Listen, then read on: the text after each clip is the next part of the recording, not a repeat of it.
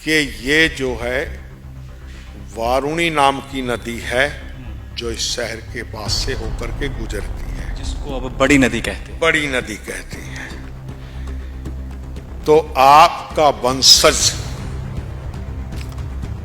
जब वो जल प्रलय का प्रकोप लेकर के आए, नाथ, चूड़ा, वस्त्र, श्रृंगार का सामान और मीठा भोजन, जैसे मिठाई कोई भी हो, बर्फी हो, लड्डू हो, वो थाल में सजाया जाए। श्रृंगार का सामान ये पूरी भेंट थाल में रख करके यहाँ माँ ज्वाला जी की आज्ञा लेकर के, तो जो भी आपका परिवार वंशज राजा महाराजा कोई भी भेंट देगा तो वो आपकी भेंट स्वीकार करेगी और जल प्रलय का प्रकोप शांत हो जाएगा, उसी समय पानी वापस उतर जाएगा। कुछ लोगों में यह भी चर्चा हो जाती है कि जो चूड़ा चढ़ाने की रस्म है वो तभी की जाती है जब पानी का स्तर कम हो जाता है, यह भ्रांति है। हम आपसे जानना चाहेंगे कि दर्शकों को क्या जवाब है इसका। ये बाबा आला सिंह जी को जो झीड़ी वाले संत हैं उन्होंने आज्ञा की थी कि जब जल प्रकोप होगा तभी ही आपका वंशज जो है ये नाथ, चूड़ा, जो भी मैंने भेंट का सामान आपको पहले बताया है वो देगा। ये नहीं है कि आए साल का कोई मतलब नहीं है। वो तो जब जल प्रकोप होगा तभी ये जो है शाही घराना है जी, ये भेंट कर।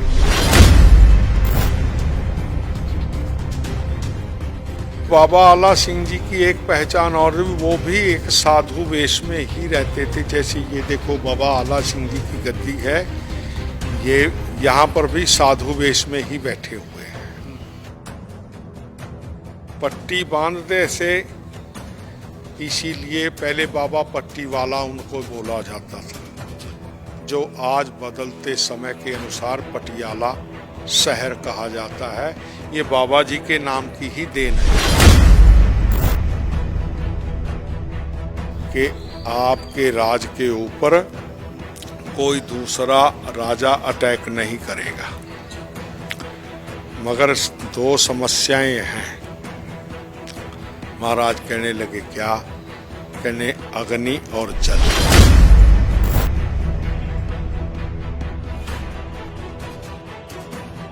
तो ये धूनी चेतन रहनी चाहिए और दूसरे माँ ज्वाला जी से ला करके अखंड रूप में यहाँ ज्योति धूना साहब के पास ही स्थापित कर देना, तो आग यहाँ कुछ नहीं बिगाड़ सकेगी। थोड़ी बहुत कभी कभार लगी तो शांत हो जाया करेगी, मगर बड़ा भयंकर आग का तांडव कोई नहीं होगा। तो ये महाराजा की प्रजा है। ये महाराजा पिता समान कहो, प्रजा के पालक कहो, एक ही बात है। ये प्रजा की भलाई के लिए ही तो ये वंश नाथ, चूड़ा ये भेंट देता है।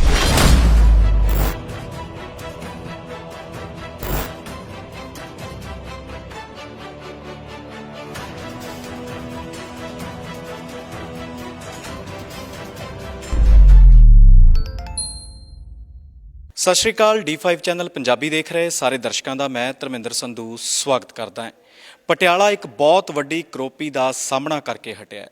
ਵੱਡੀ ਨਦੀ ਦੇ ਵਿੱਚ ਜਦੋਂ ਵੀ ਪਾਣੀ ਜ਼ਿਆਦਾ ਆਉਂਦਾ ਹੈ ਤੇ ਪਟਿਆਲਾ ਵਾਸਤੇ ਮੁਸੀਬਤ ਖੜੀ ਹੋ ਜਾਂਦੀ ਹੈ। ਪਟਿਆਲਾ ਵਾਸੀ ਘਬਰਾ ਜਾਂਦੇ ਨੇ। ਪਰ ਇਹ ਵੀ ਮਿੱਥ ਹੈ ਕਿ ਵੱਡੀ ਨਦੀ ਨੂੰ ਉਦੋਂ ਹੀ ਸ਼ਾਂਤ ਕੀਤਾ ਜਾਂਦਾ ਹੈ, ਪਾਣੀ ਦਾ ਪੱਧਰ ਉਦੋਂ ਘਟਦਾ ਹੈ ਜਦੋਂ ਸ਼ਾਹੀ ਪਰਿਵਾਰ ਵੱਲੋਂ, ਮਹਾਰਾਜਾ ਪਰਿਵਾਰ ਵੱਲੋਂ ਨੱਥ ਅਤੇ ਚੂੜਾ ਭੇਂਟ ਕੀਤਾ ਜਾਵੇ। ਕੀ ਇਸ ਦੀ ਸੱਚਾਈ ਹੈ? ਕਦੋਂ ਤੋਂ ਇਹ ਪ੍ਰਥਾ ਚੱਲੀ ਆ ਰਹੀ ਹੈ? ਇਸੇ ਦਾ ਸੱਚ ਜਾਣਨ ਵਾਸਤੇ ਅੱਜ ਅਸੀਂ ਕਿਲ੍ਹਾ ਮੁਬਾਰਕ ਪਹੁੰਚੇ ਹਾਂ। ਪਟਿਆਲਾ ਦੇ ਬਿਲਕੁਲ ਸੈਂਟਰ ਦੇ ਵਿੱਚ ਸਭ ਤੋਂ ਉੱਚੇ ਸਥਾਨ ਦੇ ਉੱਤੇ ਬਣਿਆ ਹੋਇਆ ਕਿਲ੍ਹਾ ਮੁਬਾਰਕ ਪੁਰਾਣੇ ਵੇਲਿਆਂ ਦੀ ਦਾਸਤਾਨ ਪਾਉਂਦਾ ਹੈ। ਅਤੇ ਮੇਰੇ ਨਾਲ ਮੌਜੂਦ ਨੇ ਰਾਜ ਪੰਡਿਤ ਗਿਰੀਧਰ शर्मा जी। सब तो पहला उन्होंने स्वागत करते हैं। पंडित जी बहुत बहुत स्वागत है जी। धन्यवाद आप।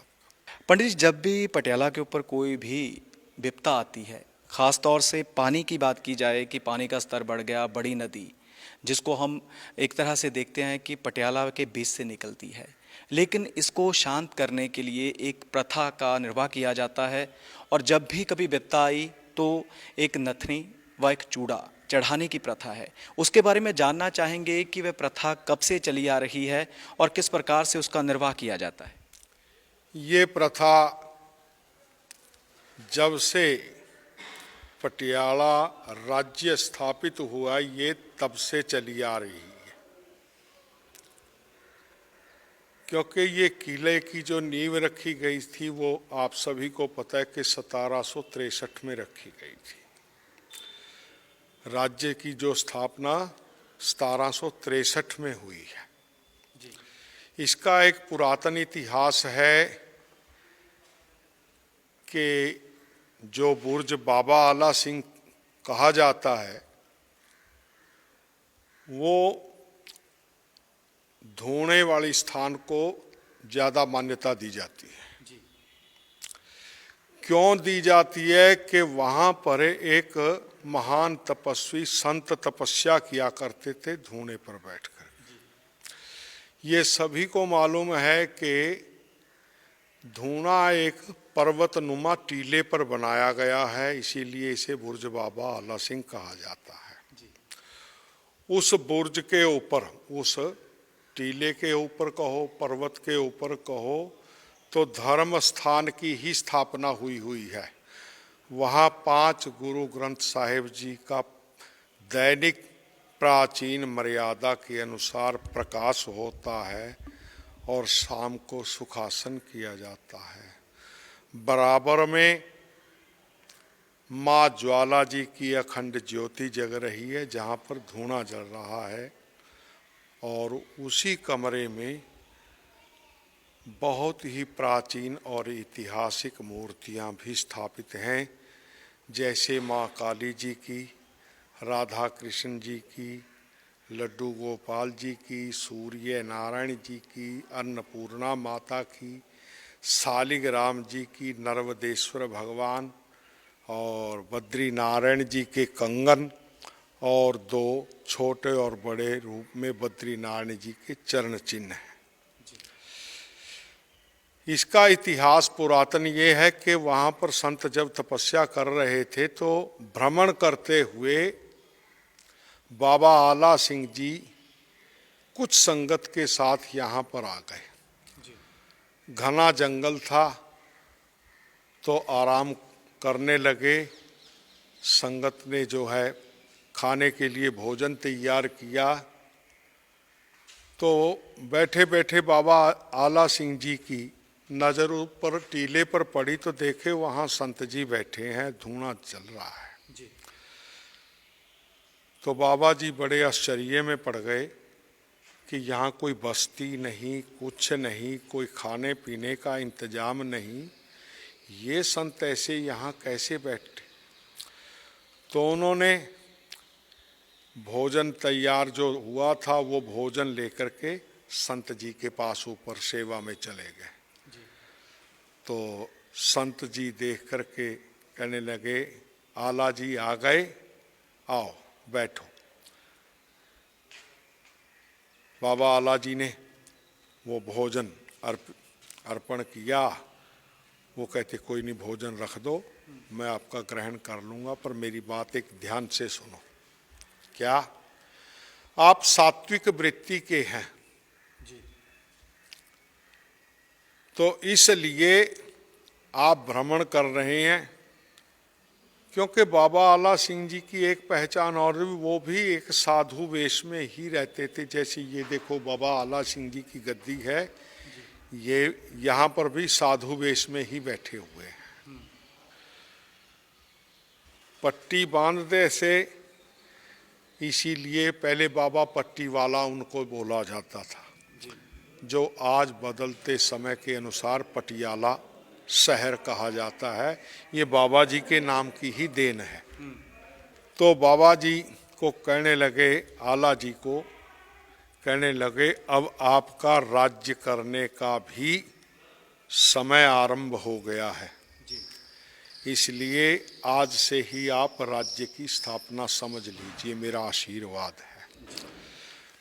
तो उन्होंने धुएं में से एक जलती हुई लकड़ी उनको हाथ में थमा दी कि जाओ इस लकड़ी को राज्य की स्थापना समझ करके कहीं पर भी रख के आओ।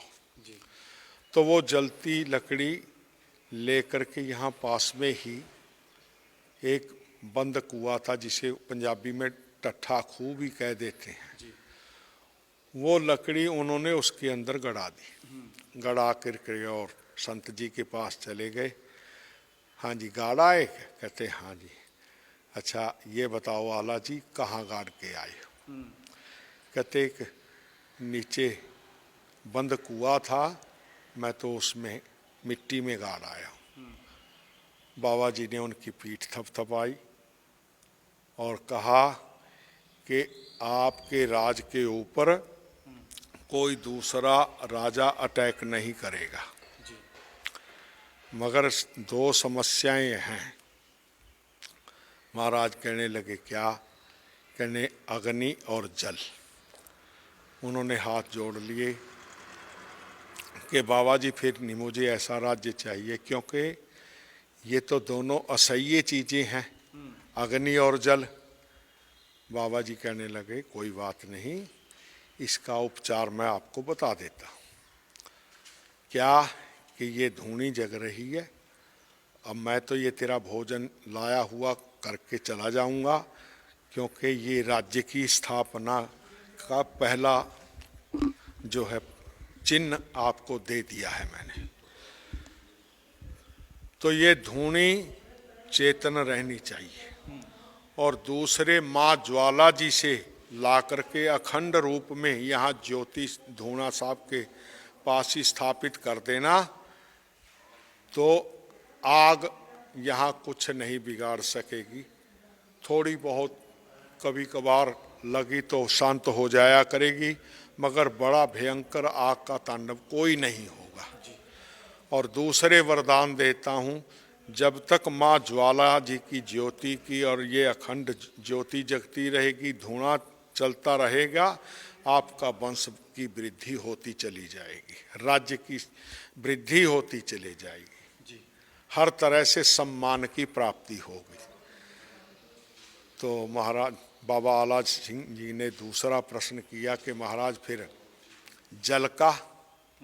बाबा जी कहते उसका भी उपचार मैं आपको बताता हूँ कि ये जो है वारुणी नाम की नदी है, जो इस शहर के पास से होकर के गुजरती है, जिसको अब बड़ी नदी कहते हैं। बड़ी नदी कहते हैं। तो आपका वंशज जब वो जल प्रलय का प्रकोप लेकर के आए, नाथ, चूड़ा, वस्त्र, श्रृंगार का सामान और मीठा भोजन, जैसे मिठाई कोई भी हो, बर्फी हो, लड्डू हो, वो थाल में सजाया जाए। श्रृंगार का सामान ये पूरी भेंट थाल में रख करके यहाँ माँ ज्वाला जी की आज्ञा लेकर के, तो जो भी आपका परिवार वंशज राजा महाराजा कोई भी भेंट देगा, तो वो आपकी भेंट स्वीकार करेगी और जल प्रलय का प्रकोप शांत हो जाएगा, उसी समय पानी वापस उतर जाएगा। तो फिर बाबा जी कहने लगे फिर मैं आपकी आज्ञा का पालन करूंगा और फिर राज्य की स्थापना करूंगा। तो 1763 में सबसे पहले इसको कच्ची गढ़ी कहा जाता था, जो आज जहाँ पर धार्मिक स्थल है, इस पूरे स्थान को जो है किला अंदरून कहा जाता है। जो बाहर का जितनी तैयार है किला, तो उसका किला मुबारक कहा जाता है। बाहरी हिस्से को किला मुबारक और इस हिस्से को किला अंदरून कहा जाता है। यहाँ पर मंदिर स्थापित है, मैंने आपको बता दिया कि ऐतिहासिक मूर्तियाँ स्थापित हैं। अच्छा पंडित जी, जो ऐतिहासिक मूर्तियां हैं वह उसी समय से स्थापित है या बाद में स्थापित की गई? नहीं, उसी समय से स्थापित हैं। राधा कृष्ण की 2 जोड़ियां हैं, 5 स्वरूपों में लड्डू गोपाल जी हैं, एक मुखी रुद्राक्ष हैं, सूर्य नारायण जी की मूर्ति वो यंत्र हैं, अन्नपूर्णा जी की मूर्ति है, छोटे बड़े 2 मैंने आपको पहले भी बताया, ये बद्री नारायण जी के चरण चिन्ह हैं, और 5 प्रकाश होते हैं।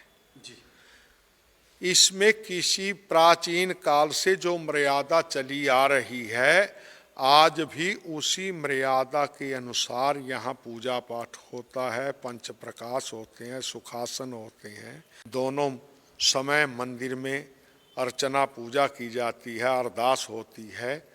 पुराने काल से जो चला आ रहा है उसके अंदर किसी भी तरह का बदलाव नहीं, वो वैसे ही वैसे चला आ रहा है। और पंडित जी, एक खास तौर से आपने एक धूने का ये जिक्र किया है, तो उसका महत्व भी आपने बता दिया, लेकिन उसमें किस खास तरह की लकड़ी का इस्तेमाल किया जाता है या सामान्य तौर पे उसको चलाया जाता है? नहीं, सामान्य तौर पे नहीं चलाया जाता।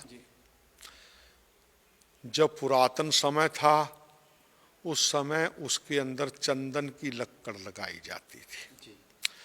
अब समय परिवर्तनशील है, यज्ञ हवन करने के लिए आज के युग में ढाक की लकड़ी प्रसिद्ध है, सभी जानते हैं।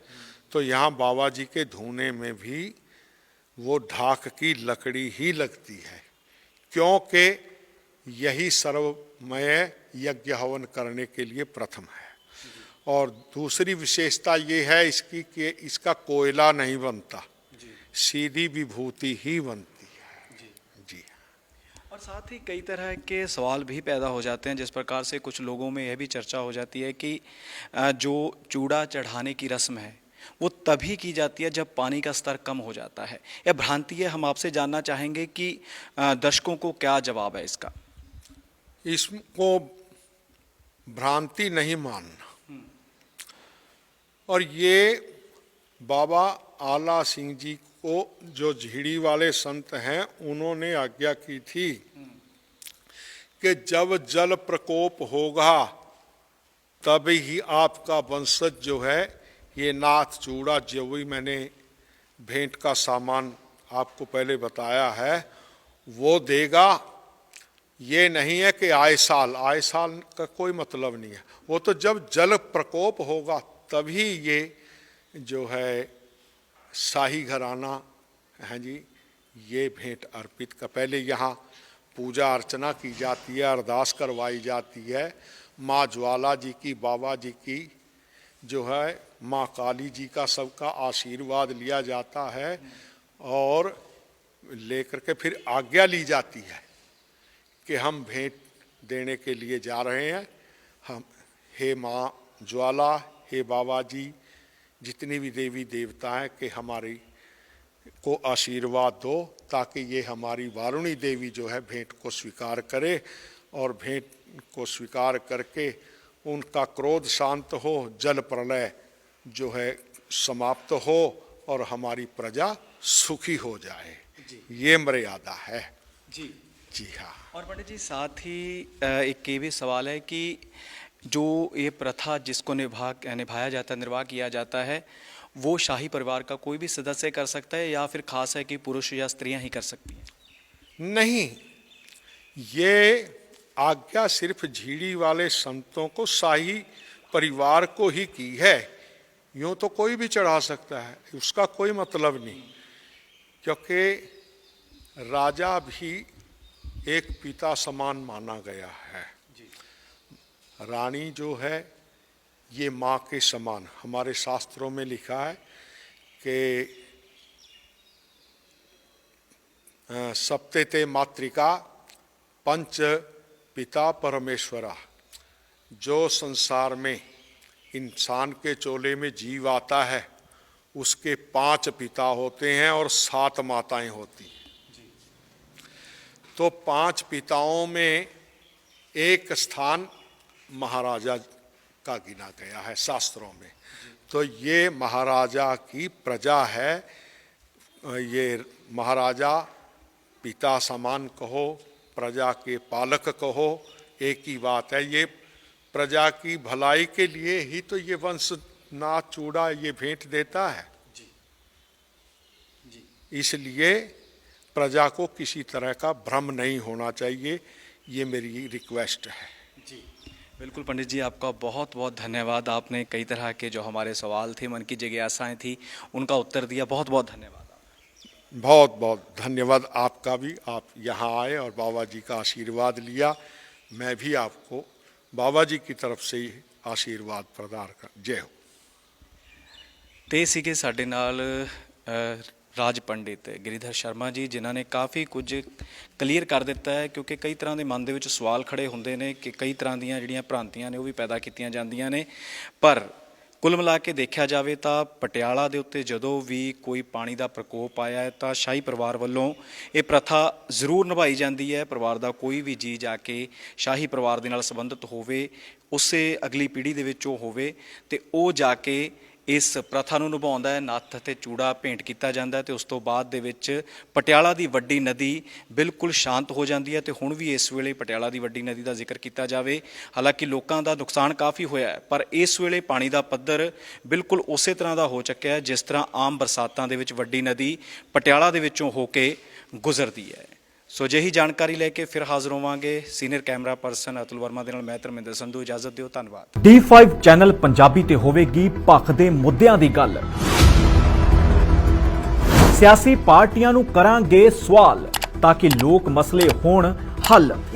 D5 ਚੈਨਲ ਪੰਜਾਬੀ ਤੇ ਪੰਜਾਬ ਡਿਬੇਟ ਸੋਮਵਾਰ ਤੋਂ ਸ਼ੁੱਕਰਵਾਰ ਤੱਕ ਸ਼ਾਮੀ 6 ਵਜੇ ਤੋਂ 7 ਵਜੇ ਤੱਕ ਵੇਖਣਾ ਨਾ ਭੁੱਲਣਾ ਪੰਜਾਬ ਡਿਬੇਟ।